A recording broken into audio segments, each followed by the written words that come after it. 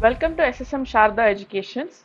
So we are seeing the weekly current affairs of July month, and this is the second week of July, and today we will be seeing the current affairs related to internal security and international relations.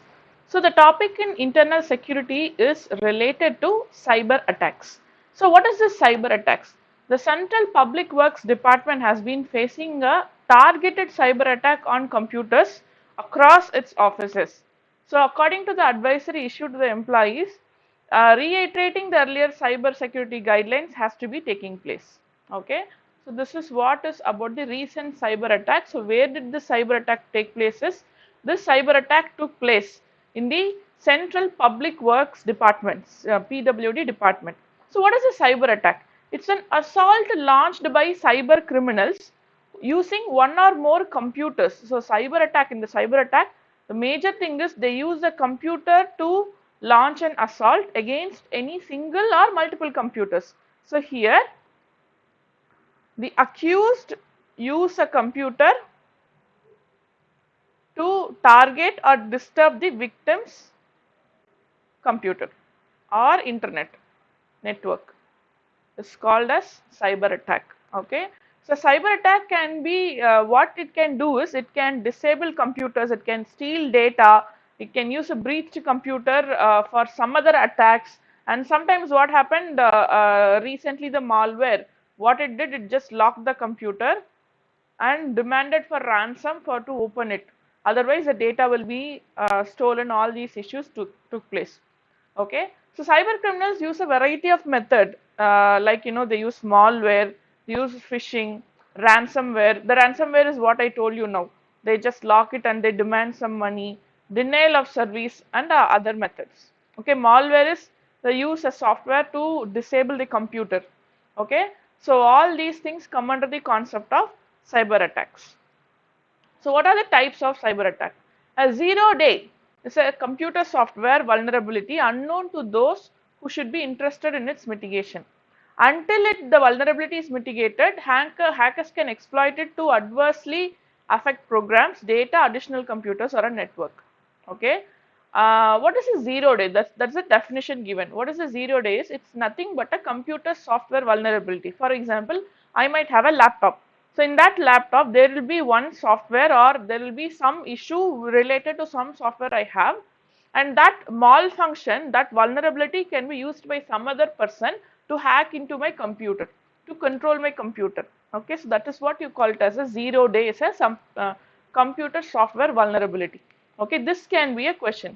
Which among the following best defines 0-day? So ransomware is a malware that employs encryption to hold a victim's information at a ransom. That's what I told you. They lock your computer or they'll hold an information and they ask for money.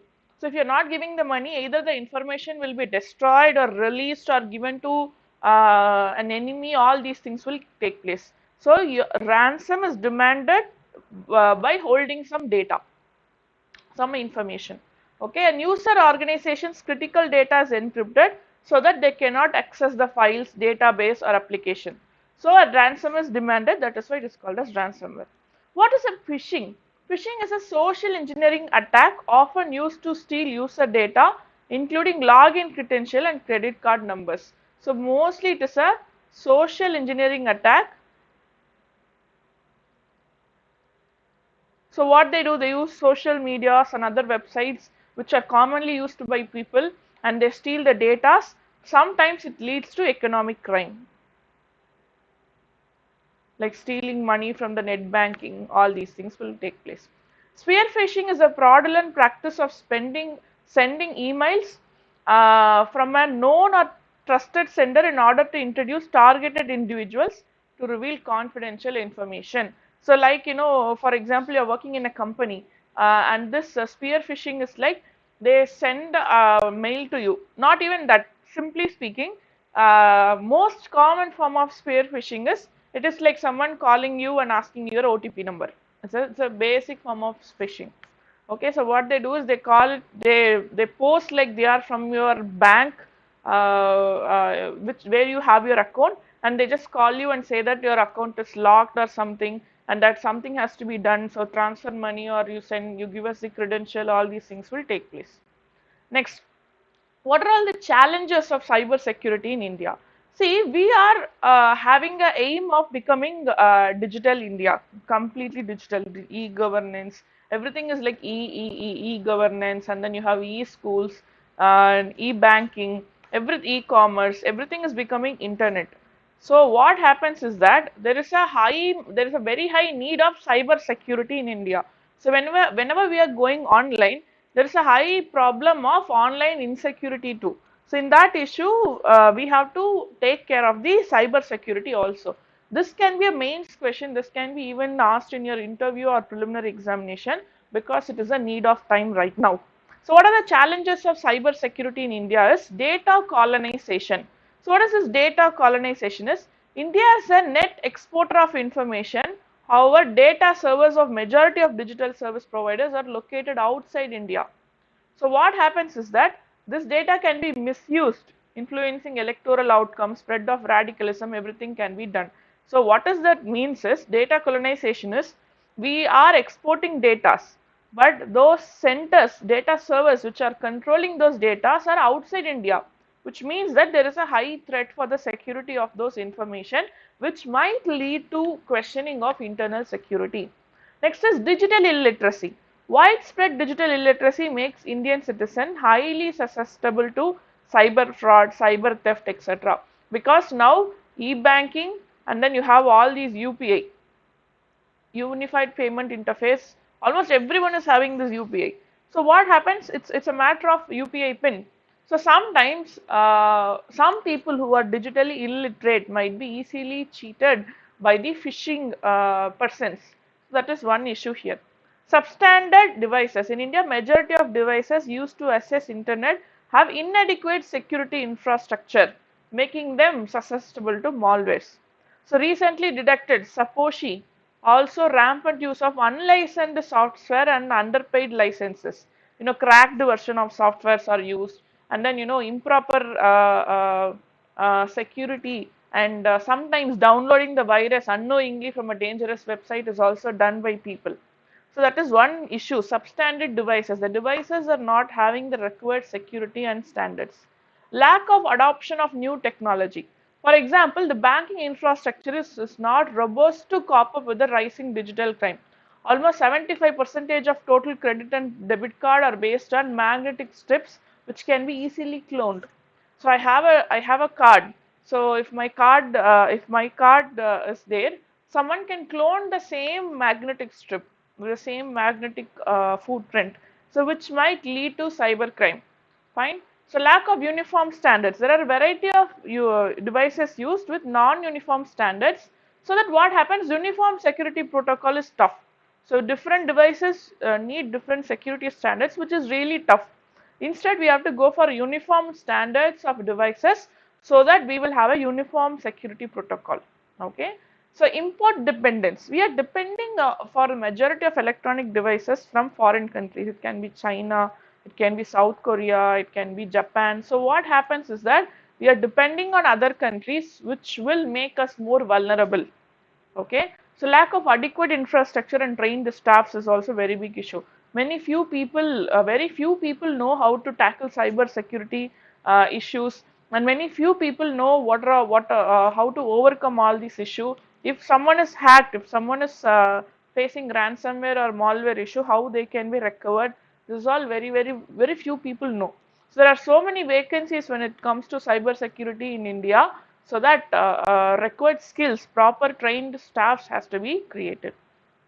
And underreporting. Majority of cyber crimes become unreported because lack of awareness. Because many people don't even know that they have been under this cyber security. They are under cyber attacks. That is one issue. And few people don't, let others know about it. Okay, so people do not know that there are some protection when it comes to the cyber security issues. So that lack of awareness is also another major problem when it comes to this cyber security attacks. So this is all about internal security, and now we are going to discuss about international relations. So the first topic, thing related to is Amitabh Kant is a new G20 Sherpa. So former Niti Aayog CEO Amitabh Kant has been picked up as the new Sherpa for the G20. What does this Sherpa means? Sherpa is nothing but a personal representative of a head of state or a government, okay, who prepares an international summit. For example, either mostly the president, name of president, everything takes place. So when the president is not going, there will be someone to represent. That person is called as Sherpa. So here, who is the Sherpa for G20 is former Niti Aayog CEO Amitabh Kant is the new Sherpa's CEO, new Sherpa of G20. A Sherpa is a personal representative of a head of a state or a government who prepares an international summit, particularly the annual G7 and G20. So particularly we are talking about annual G7 and G20 summit. Between this G7, there are multiple Sherpa conferences where possible arguments are laid out. This reduces the amount of time, resources required at the negotiations of the head of the state at the final summit. So what happens? There will be a final summit, G7 and G20 final summit, in which the heads participate. Before the participation of heads, what happens? There will be something called as Sherpa summit. So in this Sherpa summit, the representatives speak, discuss, they spend more time to bring formulations, and finally the formulations will be discussed by the heads in the final summit. This is what is that. The name Sherpa without further context refers to Sherpa for G7 summit, but designation can be extended to different regular conferences also. It is generally quite influential, although they do not have any authority to take a final decision. Mostly their decision by convention, the decision can become the final decision, but it is not a compulsion that their decision has to be final. So what is G20? We will go to the discussion about G20. So G20 is an annual meeting of leaders from countries with the largest and fastest growing economies. So keep it in mind, G20 is an economic partnership, very, very important. Economy and finance, this is related to economy and finance, keep this in mind. G20 is a meeting of leaders from the country with the largest and fastest growing economies.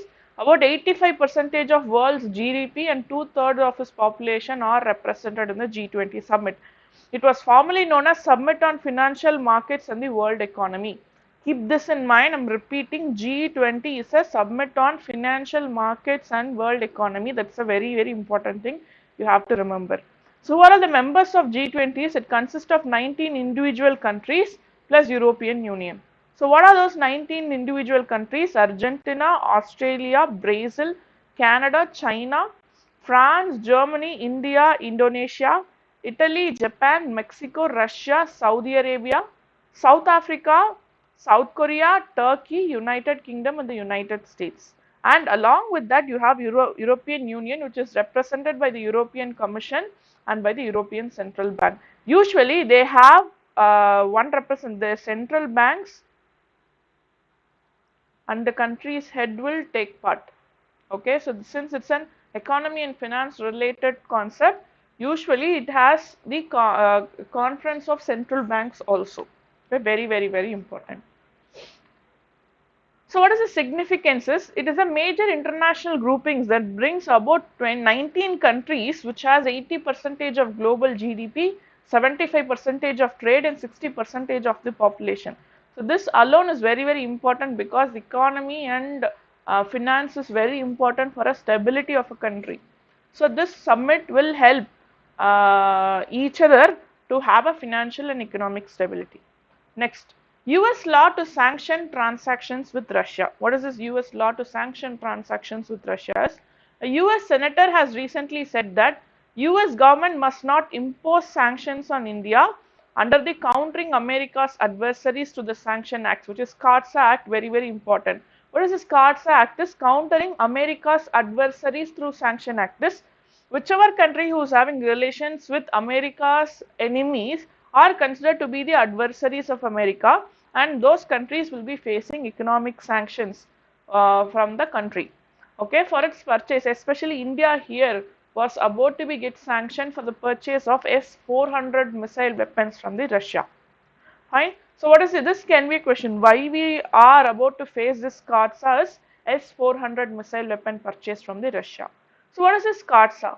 CARSA is a law that came into effect in the 2017 meant to punish countries having deep engagement with Russia, North Korea and Iran. So these three are considered to be one of the major adversary of USA, okay, using economic sanction. It said countries having a significant transaction with Russian intelligence and military agents will be subjected to at least 5 kinds of transaction. This is one of the various waivers or exemption mentioned, such as a transaction not affecting US strategy interests, not endangering the alliances it is a part of. Fine. So, what is the condition is anyone who is having any linkage between the who is having a significant transaction with the countries like Russia, North Korea and Iran will come under the CARSA, with one exception, that if that dealing is not having any effect on strategic interest and if it is not endangering the alliances which USA in, they will not come under CARSA. Okay. Why did USA enact a law like CARSA? We have to know. So, US flagged issues of Russia's interference in 2016 presidential election and its role in the Syrian war are some of the important reasons for the US to bring this law CARSA.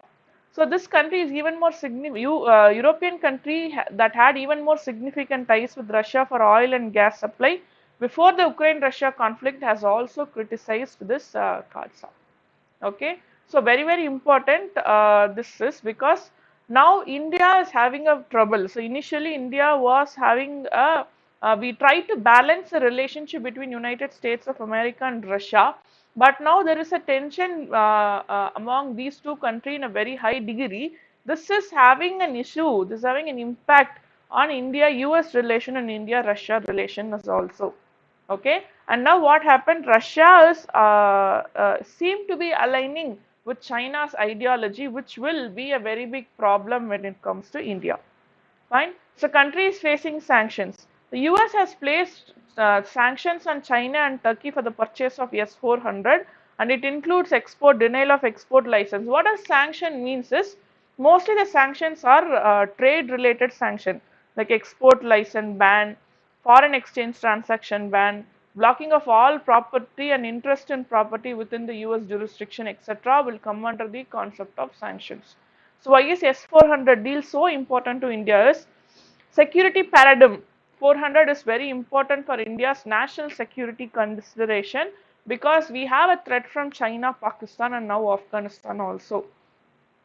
And we also need an air defense capability because it will help in fighting the missiles, because it has fighter squadron, it will increase the fighter squadron strength. And Russian legacy, we have this legacy of having integrated with Russia for a very long time. We have a large number of legacy Russian air defense system, and this is not new to us. So, strategic autonomy is also there because for both political as well as operational reason, the deal is at a point of no return at all. We have already made the deal, and because of USA, there is no possibility that we can return the deal. Next is digital nomad visa. What is this digital nomad visa? India has become the latest country to allow people to travel and work remotely through digital nomad visa. Nomad is someone who is roaming around.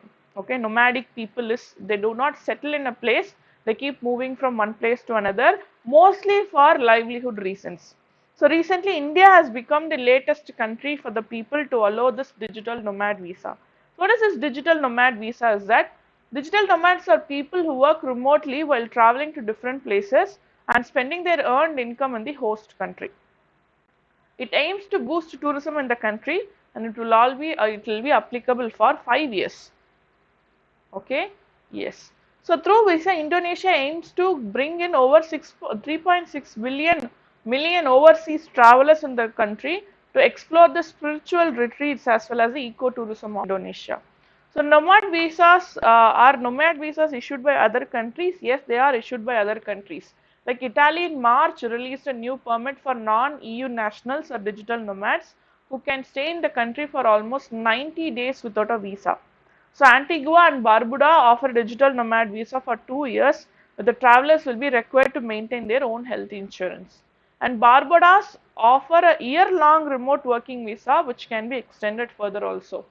Other countries like Croatia, Costa Rica, Georgia, Hungary, Iceland, Mauritius, Norway and Spain are also providing this nomad visas, digital nomad visas. Okay, so digital nomad visa is like a easy form of getting permit to work in a country or to stay in a country for a work purpose or for a ecotourism purpose.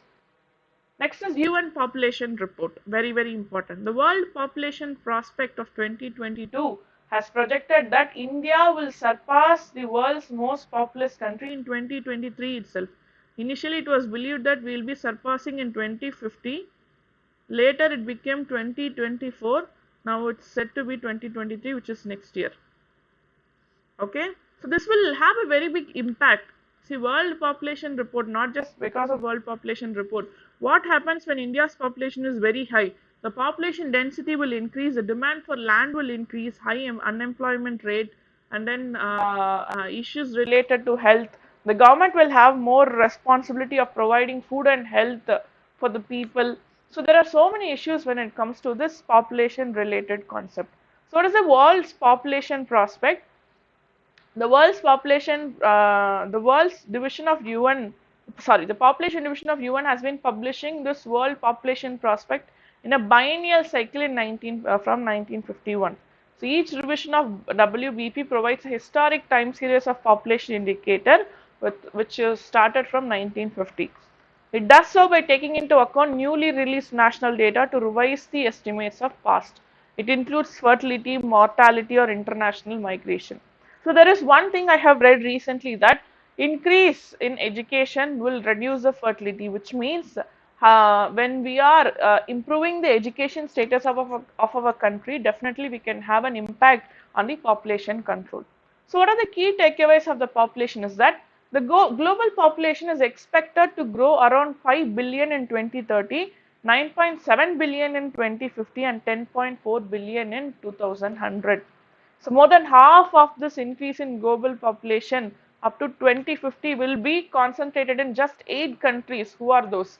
The Democratic Republic of Congo, Egypt, Ethiopia, India, Nigeria, Pakistan, Philippines and United Republic of Tanzania. I am repeating, these 8 countries are the reason for the increase in global population, who are Democratic Republic of Congo, Egypt, Ethiopia, India, Nigeria, Pakistan, Philippines and the United Republic of Tanzania. Very, very, very important, because you can see most of these countries are developing nations who have high birth rate but low mortality rate. Because of the improvement in the health and sanitation, there is a low mortality rate, but because of lack of education and there is a need for high labor, there is a high birth rate.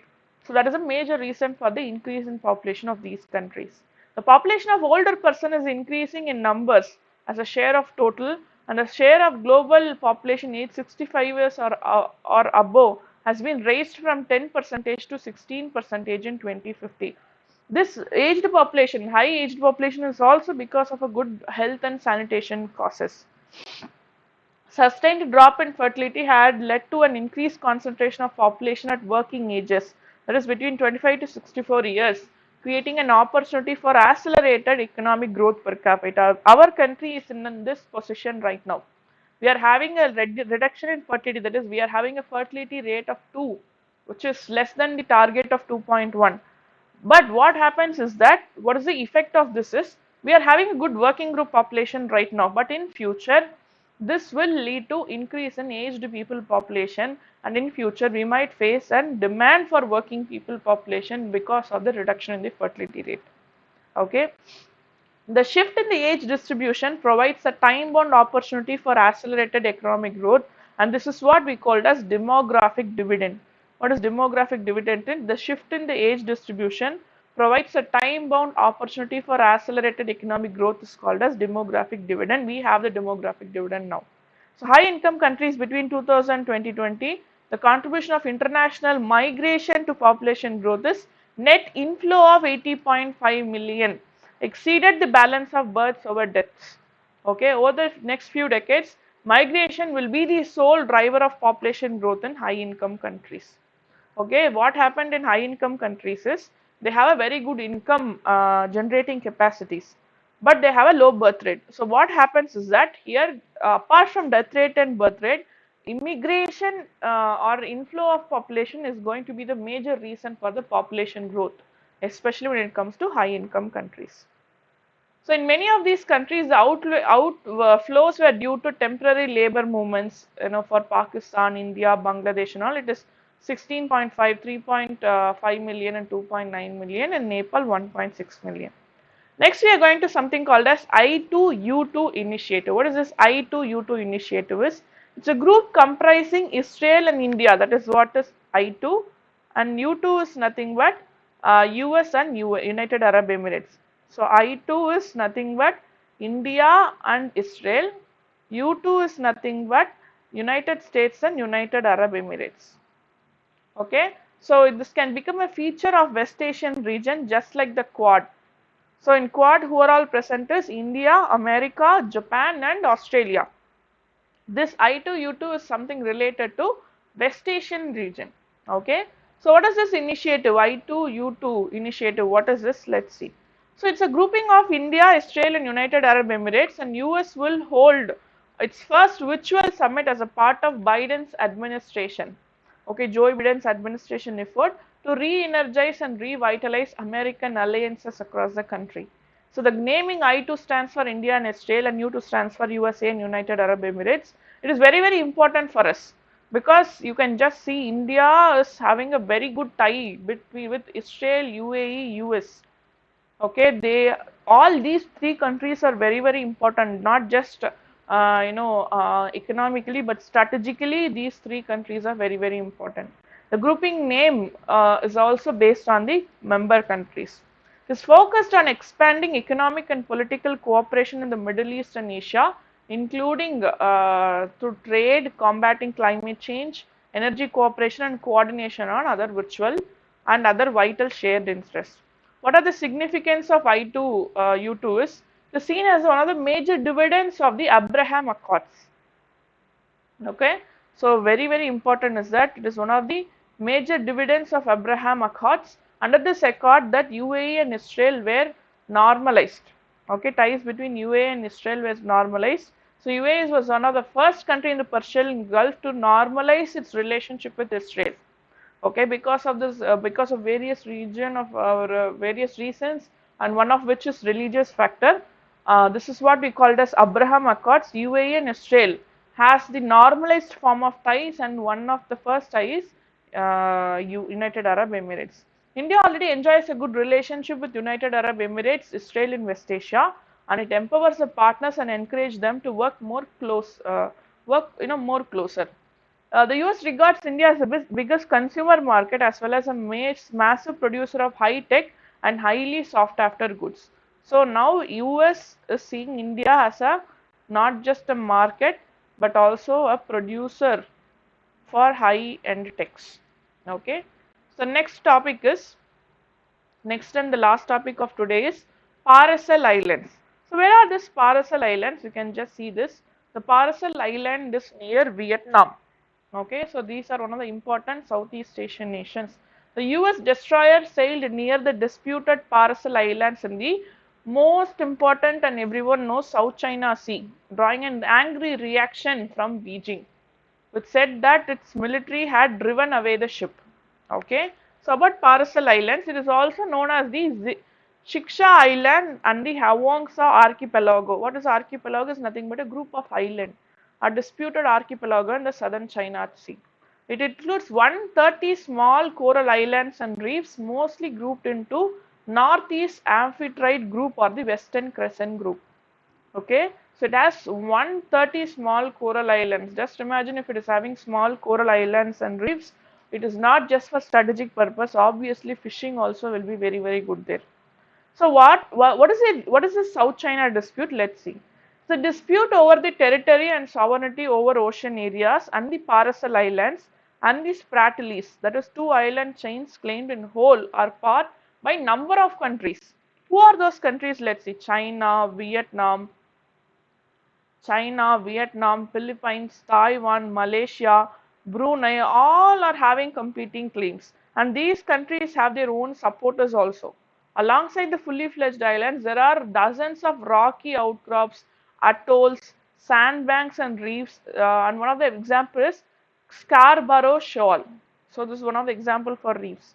China claims that largest portion of territory, which is defined by 9-dash line, which stretches about hundreds of miles of south and east from its most southerly province of Hainan. So let's see the map, you will understand. So you have China here.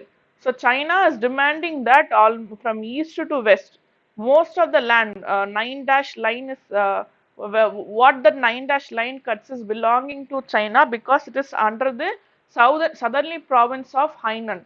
Beijing says that its the right to the area goes hundreds of centuries, where the Paracel and Spratly island chains were regarded as the integral part of Chinese nation. But the other countries like Vietnam, which is very close to Paracel Islands, are also demanding the sovereignty and control over this Paracel Islands. It showed the two island groups falling entirely within its territory, and those claims are mirrored by Taiwan. Okay, so China supported by Taiwan here, mirrored by Taiwan. So this South China Sea has been a very important issue for a very long time, and China is trying to take control over South China Sea because it has a strategic importance. It can have control over all the Southeast Asian nations through South China Sea. So this is all about today's discussion related to international security, international relations and internal security. We'll discuss the third week of July current affairs in the next video. Thank you so much. We'll meet again.